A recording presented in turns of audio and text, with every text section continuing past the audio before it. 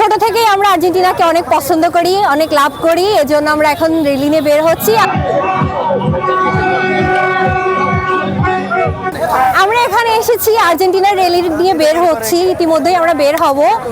তো ছোট থেকেই আমরা আর্জেন্টিনাকে অনেক পছন্দ করি, অনেক লাভ করি, এজন্য আমরা এখন র্যালি নিয়ে বের হচ্ছি। আর ইনশাআল্লাহ আশা আছে এবছরেও আমরা মেসির হাত থেকে বিশ্বকাপ নিয়ে আসব। আমাদের ঘরের কাপ ঘরেই থাকবে, বাইরে যেতে দিব না। আমি যেহেতু মেসির ডাইহার্ট ফ্যান, তো আমি আমার ওর নাম রাখছি মেসি, এবং শুধু ওর নাম যে মেসি, আমি আর্জেন্টিনা বা মেসির ডাইহার্ট ফ্যান এই জন্য না, ও খুব ভালো খেলে।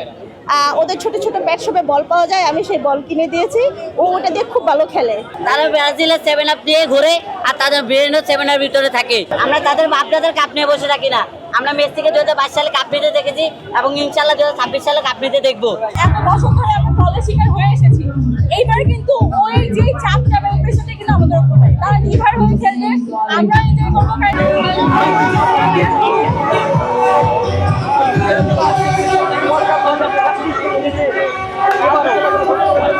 Gracias.